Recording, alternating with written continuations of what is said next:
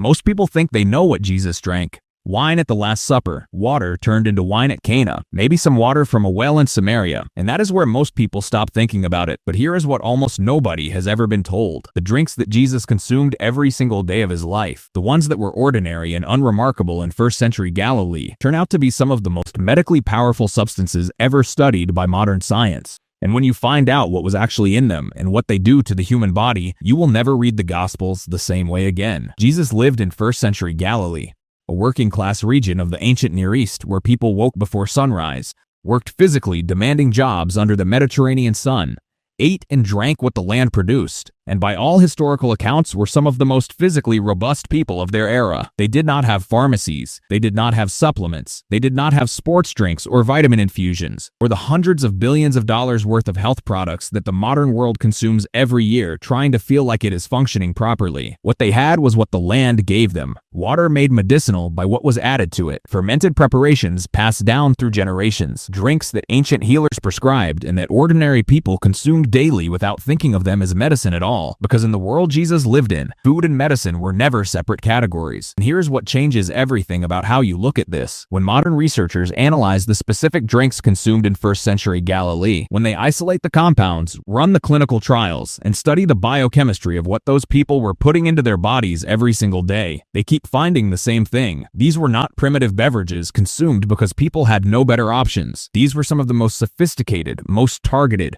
most biologically effective drinks ever produced from natural ingredients.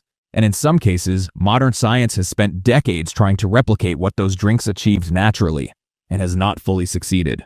Today we are going through 7 of them. 7 drinks that Jesus actually drank backed by scripture, by history, and by modern research, and the science that will genuinely shock you about what each one does to the human body. Stay with us, because number 3 on this list is the drink that was handed to Jesus at the most dramatic moment of his life, at the cross. And when you find out what was actually in it and what it does to the body under extreme physical stress, you will understand why that moment was not random. And number 1, the drink at the very top of this list is something that every person in first century Galilee drank every single day. Something so ordinary that most people who read the Gospels have completely overlooked it. And what it does to the human body is one of the most important things a person can drink, morning or night. 7 drinks. Let us get into it. Number 7, spring water. And before you skip past this one, stay. Because what Jesus drank as ordinary water is nothing like what most people drink today. And that difference turns out to matter enormously. In John chapter 4, Jesus sits at Jacob's well in Samaria and asks a woman to draw water for him. That well had been there since the time of Jacob, ancient, deep, fed by natural springs running through layers of limestone and mineral-rich rock. The water of first century Galilee was not treated with chlorine. It was not passed through industrial filtration systems. It was not stored in plastic for months before being consumed. It was spring water, naturally filtered through rock, naturally rich in minerals, naturally structured in a way that modern bottled water and tap water are not. Here is what most people do not realize about mineral content in water. The human body requires trace minerals, magnesium, calcium, potassium, silica, bicarbonate, for thousands of enzymatic processes that run continuously inside every cell. Most modern water sources deliver almost none of these minerals. Most filtration systems remove what little was there to begin with. And most people in the modern world are quietly mineral deficient in ways that affect their energy, their nervous system function, their bone density, and their cognitive clarity, not because they do not eat enough minerals, but because the water they drink has been stripped of what the earth was designed to deliver through it. Jesus drank from Jacob's well, from natural springs in the Galilean hills, from the same water sources that had been sustaining human beings in that region for thousands of years. Water naturally carrying the mineral profile that the human body recognizes and uses efficiently. This is not a complicated point, but it is one that changes how you think about the first and most fundamental drink any human being consumes. Number 6, Tirosh, fresh pressed grape juice. And the drink that most modern translations of scripture have quietly collapsed into a single category that obscures something important. The Hebrew Bible contains multiple distinct words for grape-derived drinks: yayin, fermented wine; tirosh, fresh-pressed grape juice, the new wine of the harvest. And the distinction between them appears throughout Scripture in ways that most English translations flatten into a single word. Tirosh was the drink of the harvest season, pressed immediately from freshly picked grapes and consumed the same day, or within days before fermentation began to progress. In first century Galilee, where grapes were among the most abundant crops of the region, freshly pressed grape juice was a daily drink throughout the harvest months. And Jesus, raised in a family that followed the agricultural rhythms of the Galilean hillside, would have consumed it in exactly that form. And here is where the research becomes extraordinary. Fresh pressed grape juice, particularly from dark red and purple varieties, pressed with the skins intact, contains one of the highest concentrations of resveratrol and anthocyanins of any drink available from any natural source. These compounds activate proteins in the body called sirtuins, sometimes called longevity proteins, that regulate cellular repair, stress resistance, and metabolic efficiency. Resveratrol has been studied more extensively for its effects on biological aging than almost any other naturally occurring plant compound. It has shown the ability to activate the same cellular pathways stimulated by caloric restriction, one of the most consistently documented life-extending interventions in biological science. The anthocyanins in dark grape juice cross the blood-brain barrier. Once inside the brain, they reduce neuroinflammation, protect neurons from oxidative damage, and improve the communication efficiency between brain cells. Clinical studies on fresh grape juice have shown measurable reductions in blood pressure, lower oxidation of LDL cholesterol, improved arterial flexibility, and reduced levels of systemic inflammatory markers. The people of first-century Galilee who pressed their grapes and drank the juice the same day were not just hydrating. They were delivering one of the most concentrated antioxidant and longevity-supporting drinks available from any whole food source. And Jesus, who lived his entire ministry in a grape-growing region at a time when fresh juice was the ordinary drink of the harvest, would have consumed this regularly throughout his life. Number 5. Fermented milk. The drink that the Promised Land was literally described as flowing with, and that modern immunology has confirmed is one of the most gut-healing substances the human body can consume. A land flowing with milk and honey. That phrase appears over 20 times in Scripture, not once, not as poetic decoration, but repeatedly as the defining description of the abundance God was bringing his people into. And the milk that flowed in that land was not the pasteurized, homogenized, heat-treated product that fills modern grocery store shelves. It was raw, naturally fermented, alive with the bacterial cultures that the human gut was designed to receive from food. In first-century Galilee, milk from goats and sheep was a daily part of life, and in the heat of the Mediterranean climate, fresh milk naturally fermented within hours, transforming into a drink similar to what we now call kefir or labneh, a tart, thickened, probiotic-rich liquid consumed daily by virtually everyone in the region. The protein in fermented milk is partially pre-digested by the bacterial cultures, making it more easily absorbed and less inflammatory than unfermented milk. The lactose is largely converted to lactic acid, which is why many people who cannot tolerate fresh milk can consume traditionally fermented dairy without any difficulty. And the live cultures themselves, Lactobacillus and Bifidobacterium strains, are among the most thoroughly researched beneficial bacteria in human health. Clinical trials have confirmed that these bacterial strains improve immune function, reduce the frequency of respiratory infections, support gut lining integrity, and produce short-chain fatty acids that feed the cells of the colon directly, reducing the inflammatory burden throughout the entire digestive system. The Promised Land was described as flowing with this drink, and the people who drank it every day in the world Jesus inhabited were maintaining a gut microbiome and an immune system that modern populations, who have largely replaced raw fermented dairy with pasteurized products stripped of their bacterial cultures, are now spending significant resources trying to restore. Number 4. Hyssop infusion, the drink that ancient healers used for purification. And that turns out to have been one of the most scientifically defensible medicinal preparations in the entire ancient world. Hyssop appears throughout Scripture at every moment of cleansing and transition. In Exodus, the Israelites apply Passover blood with a hyssop branch. In Psalm 51, David asks God to purify him with hyssop. In Leviticus, hyssop is used in the ceremonial cleansing of people exposed to disease. And at the crucifixion, which we will return to in number 3, hyssop is the plant at the center of the most significant moment. But beyond the ceremonial, hyssop was consumed as a daily infusion throughout the ancient Near East for its respiratory and digestive effects. And in first-century Galilee, where it grew wild across the hillsides of the region, it was among the most commonly used medicinal herbs available to ordinary people. Here is what researchers found when they analyzed it. Hyssop contains carvacrol and thymol, the same primary active compounds found in oregano and thyme.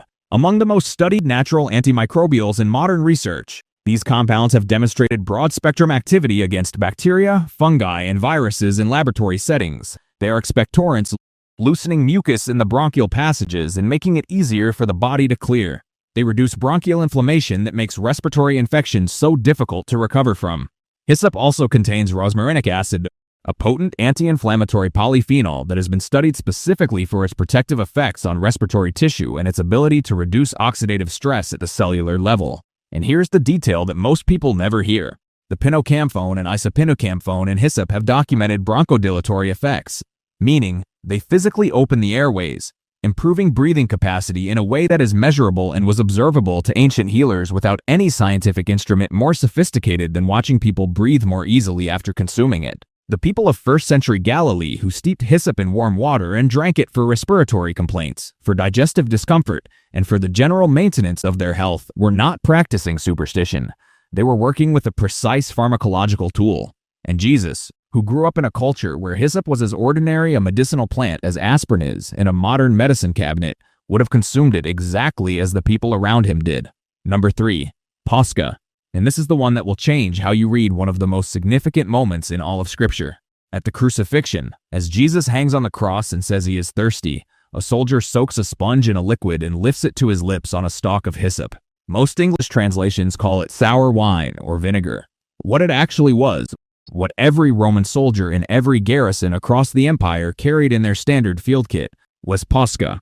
Pascha was the daily drink of the Roman military, made by diluting sour wine, essentially raw apple cider vinegar, in water, sometimes with a small addition of herbs. It was issued to every soldier as standard ration alongside food and weapons, not as a punishment, not as cruelty, as the most practical, most sustaining daily drink that the Roman military had determined kept their soldiers healthiest under the most physically demanding conditions imaginable. When that soldier lifted Pascha to Jesus at the cross, he was offering him the most restorative drink he had access to, the drink that the most successful military force in the ancient world had determined, through generations of observed outcomes, sustained the human body better than almost anything else available.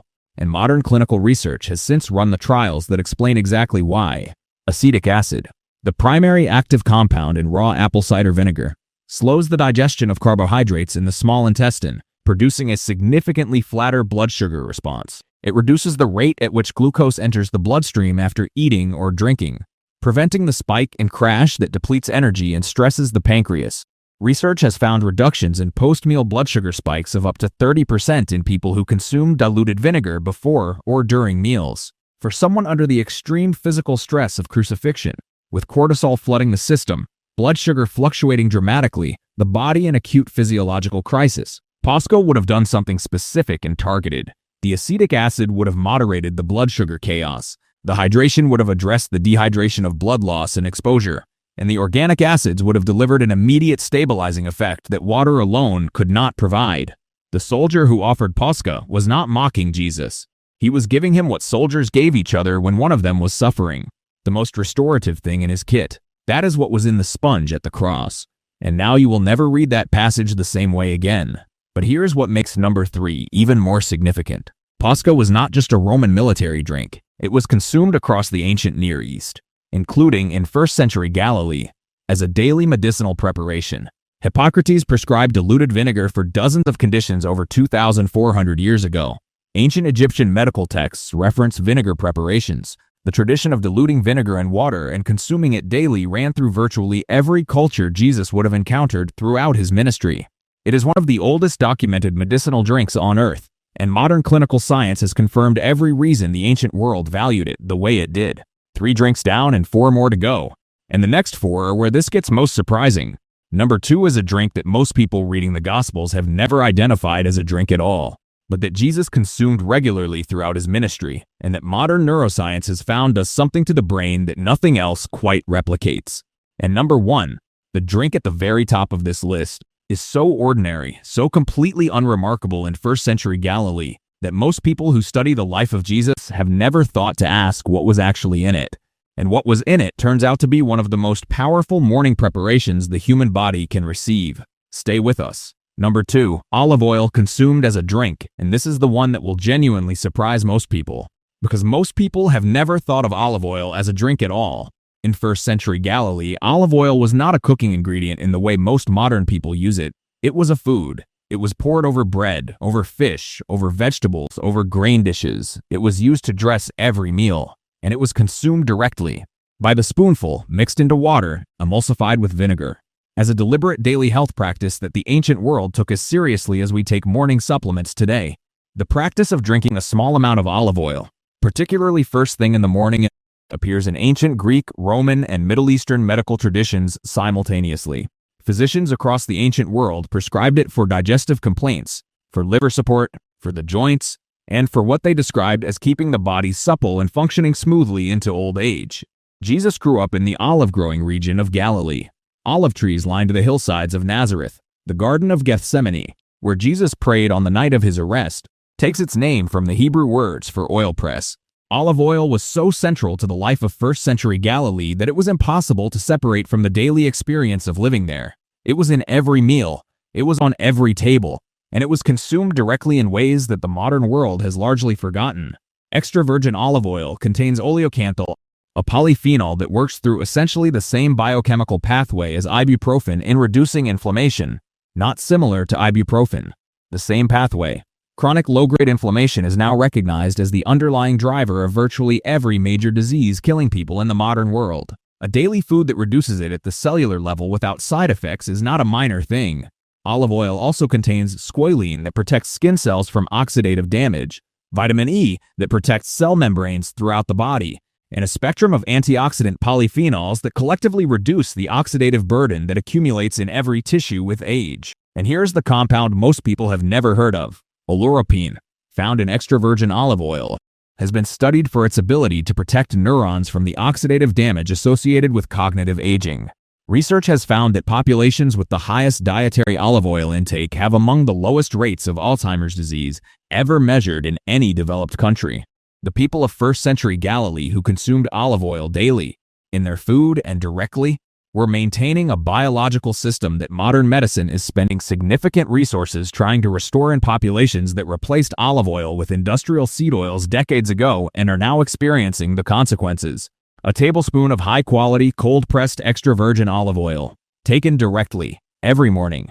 That is how the ancient world used it. That is how Jesus used it. And it is one of the simplest, most evidence-backed things a person can do for their health right now.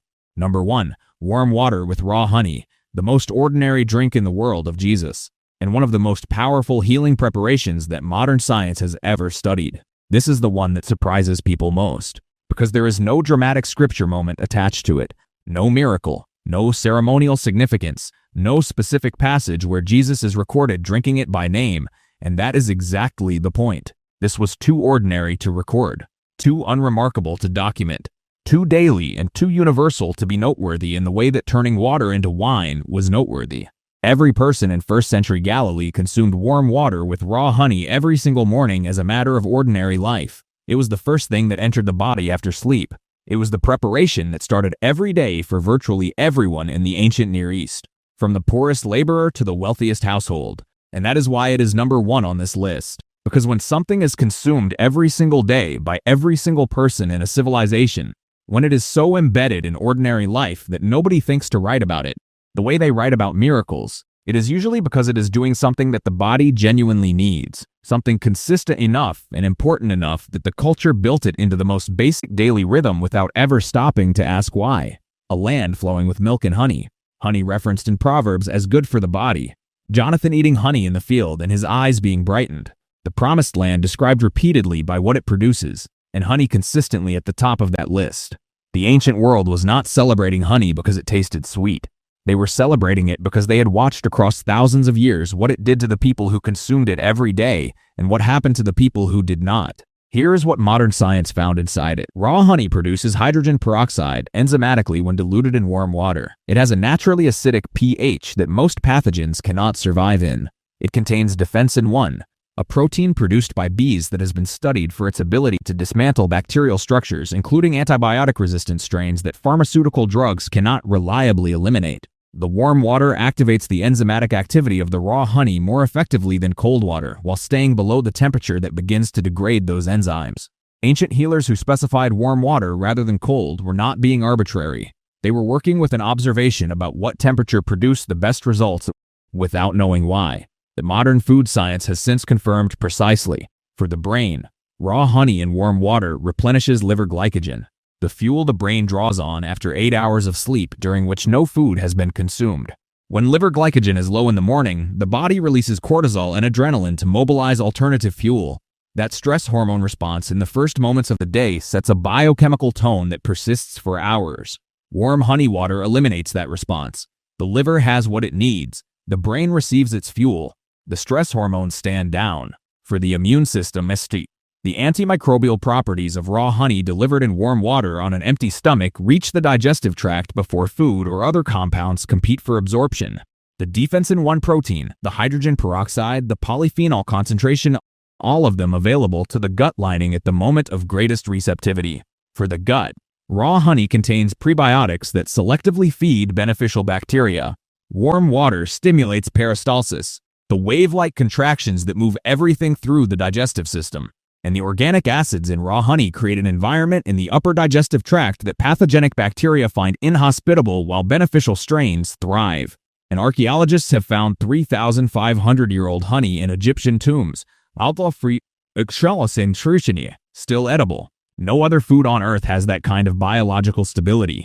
The stability that makes it last 3 millennia is the same stability that makes it effective inside the human body. It does not degrade. It does not expire. It protects. The most important word in everything you just heard is raw.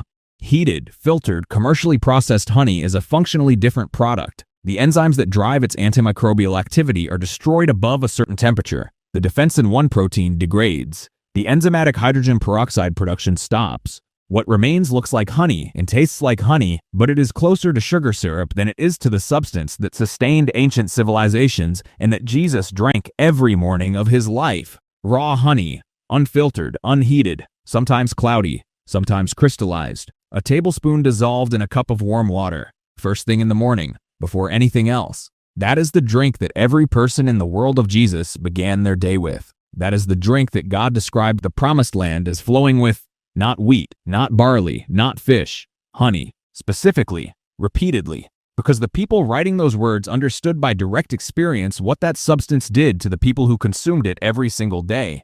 And now you know exactly why. 7 drinks, all of them consumed in the daily life of Jesus. All of them so ordinary in first century Galilee that most people reading the Gospels have never stopped to think about what was actually in them. And that is the thing that strikes me most about this list. We spend so much time focused on the miracles, the water turned to wine, the feeding of 5,000, that we completely miss the ordinary, the daily, the unremarkable rhythms of eating and drinking that formed the physical foundation of a life that changed the world. Jesus did not have supplements. He did not have pharmaceutical medicine. He did not have the infrastructure of modern healthcare that most people in the developed world take completely for granted. What he had was what the land produced. Water from ancient springs, fresh pressed grape juice, fermented milk from the flocks of Galilee, hyssop growing wild on the hillsides, vinegar carried by soldiers, olive oil from the trees that lined every road he ever walked. And what modern science keeps finding inside every single one of those drinks is the same thing. Precision, biological sophistication, a nutritional profile perfectly matched to what the human body was designed to receive. As if everything the land of first century Galilee produced was not random abundance but deliberate provision, which is exactly what Scripture says it was. Pick one drink from this list. Start tomorrow morning with the simplest one. Warm water and raw honey. Eat it the way the ancient world ate it, consistently, daily, as ordinary and unremarkable as brushing your teeth. And pay attention to what changes, because the people of first century Galilee paid attention for their entire lives, and what they observed was consistent enough that they built it into the most basic rhythms of their daily existence. Drop a comment and tell me which drink shocked you most. Was it Pascha at the cross? And what was actually in that sponge? The olive oil consumed as a daily drink that most people have never considered? Or the warm honey water, the most ordinary drink in the ancient world, and what modern science found inside it? I will see you there.